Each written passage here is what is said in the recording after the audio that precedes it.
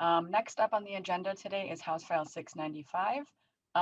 Representative Becker-Finn, will you move that House File 695 be recommended to be re-referred to the Public Safety and Criminal Justice Reform Finance and Policy Committee? So moved, Madam Chair. Representative Becker-Finn, to your bill. All right. Thank you, Madam Chair. This one is a little bit more complicated than the last one. So this is a bill we had before us last biennium as well, and it has to do with updating our laws related to off-road recreational vehicles and boats when people are driving those vehicles under the influence.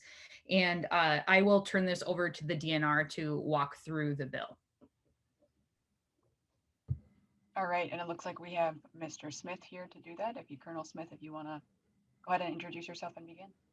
Thank you, Madam Chair, members. Colonel Rodman Smith, I'm the Director of Enforcement, Department of Natural Resources. Madam Chair, members, thank you, Representative Becker-Finn, for bringing this forward again this year for us. As the Representative Becker-Finn said, this was before this committee. It also made it through Chair Mariani's committee. And then unfortunately, with the pandemic, this was one of the many, many bills last year that didn't really get much movement after that. So much of this language is the same.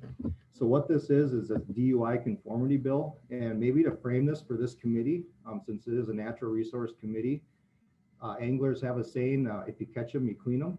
And so a few years ago, unfortunately, we had a tragic incident where a young man up in Chisago area was killed by an intoxicated snowmobiler. And at that time, the legislature did some work, and on the criminal side of DUI, made all DUIs the same. And so whether you're driving a snowmobile, an ATV, a minivan, a motorcycle, a lawnmower, the criminal side is all the same. What this bill does is it makes that conformity now post-arrest, post-conviction the same too. And so it's just conforming so that all the way through this process, DUIs are treated the same no matter what they are. And so the catch 'em part, I guess you could say, would be the criminal part of it. And now the clean 'em side is the post-arrest, post-conviction.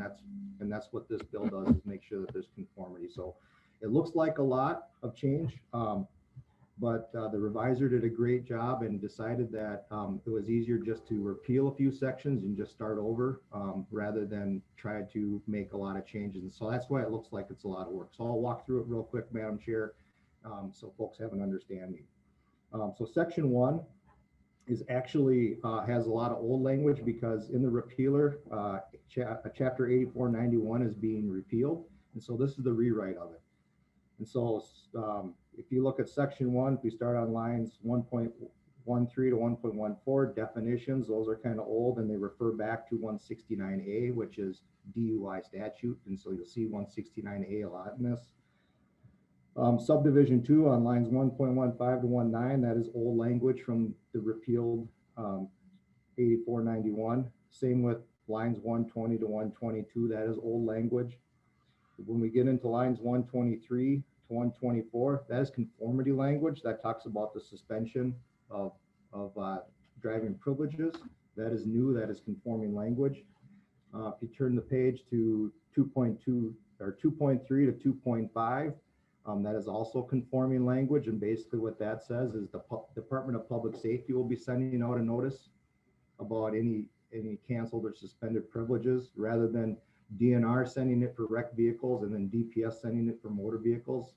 They're going to get basically one-stop shopping and one part of information. 2.6 to 2.8 is also conforming language, and it just talks about what public safety is going to be doing some of that work, and not DNR anymore. So just more conforming language. 2.9 to 2.14 is conforming language that deals with interlock. And so it makes, again, wrecked vehicles the same as traditional motor vehicles. And then 2.15 all the way down to 2.19, that's just old language, but there's a little bit of rewrite just to make sure it's conforming with traditional motor vehicles. So that's section 1. Section 2 is some cleanup language in chapter 84. It talks about last year in a different DUI bill, conservation officers were given the authority to write DUIs for traditional motor vehicles. And so some of the language you see that's being removed on 2.25 to 2.28 need to be repealed because we do have that authority now and we don't need that in statute anymore. Section 3 is also some cleanup about fines based on this conformity, and basically since you can see on line 2.31, since 8491 has been repealed, that's been repealed or taken out of this as well, and there's just some more cleanup in this section. And then you see some new language on 3.1 to 3.4 that kind of ties back with 97A065, which I'll talk about here in a little bit later in the bill where there's some cleanup.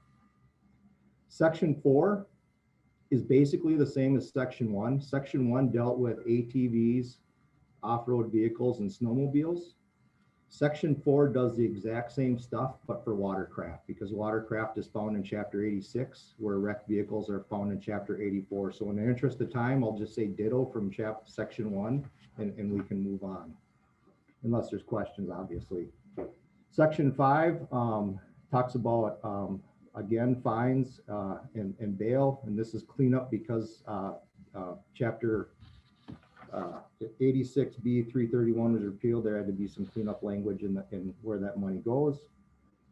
Section 6 looks like a lot of stuff, but really some of it is it's just cleanup. So if you look at lines 4.15 to 4.17, since we did make the changes in Section 1 with wrecked vehicles and where those fines go, it was somehow placed in game and fish law many years ago. So we're taking that out of game and fish law and keeping that over in Chapter 84 where it should be. 4.18 to 4.24 is language that's like 20 years old that should have been changed probably 20 years ago. So many years ago, at the turn of the century, the counties actually ran all the courts. And so when fines came in, the county had to give money to the state. Back 20 years ago, the state took over the court process. So this is just cleanup language that should have been cleaned up a long time ago. Same with lines 4.27 to 4.32 and 5.1 to 5.3. That's all that old language when the counties used to run the courts. Section 7 is getting into DUI law. The work that was done in Section 1 and Section 4 allows a number of subdivisions in 169A to be repealed.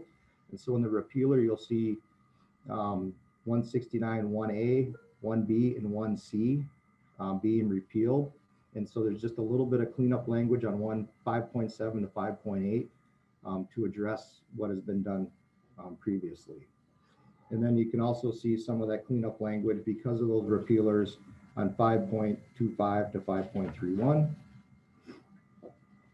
And then 6.3 to 6.8 is just conforming language because of those repeals. 6.9, Section 10, that's conforming language when it comes to impaired driving. 171 is in relation to driver's license, and that's the statutes where you'll find a lot of stuff around driver's licenses. Section 11 is more conformity with interlock with driver's licenses. And then Section 12 is the reviser's instructions because DUI law is a little complicated. I like to think of it sometimes as a Rubik's Cube. When you move things a little bit, sometimes the reviser has to help clean things up a little bit. And they did a great job on this, and this is just allowing the reviser to make some cleanup if needed. And then Section 13 is the repealer with some of the things that are being repealed that I touched on. So with that, I can stand for questions. Thank you, Colonel Smith, for walking us through the bill.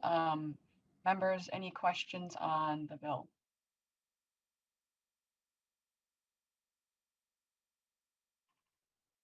Give it a minute here and see if any hands go up. Representative Heinzman. I think maybe we should have Colonel Rodman Smith come in and do a walkthrough on all our bills. I don't know that we would have any questions. Nice job. Thank you, Representative.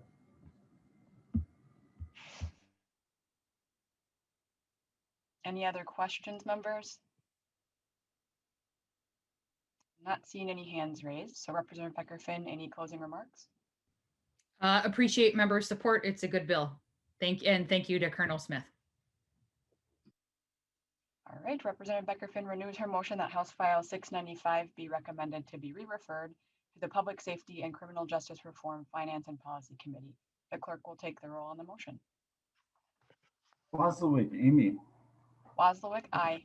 Wazelwick, aye. Heinzelman, Josh. Aye. Heinzelman, aye. Acom, Patty. Aye. Acom, aye. Ackland, Susan. Aye. Ackland, aye. Backer, Jeff. Backer, aye. Backer, aye. Becker, Finn, Jamie. Aye. Becker, Finn, aye. Eklund, Rob. Aye. Eklund, aye. Fisher, Peter. Fisher, aye. Fisher, aye. Green, Steve. Aye. Green, aye. Igo, Spencer. I go aye. Igo, aye. Jordan, Sydney. Aye. Jordan, aye. Keeler, Heather.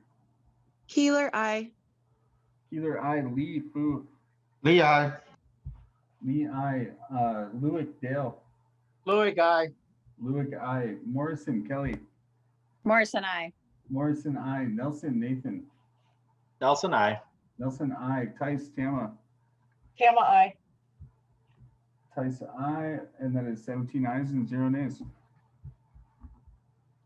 All right, the motion prevails and the bill is on its way to the Criminal Justice Reform, Finance and Policy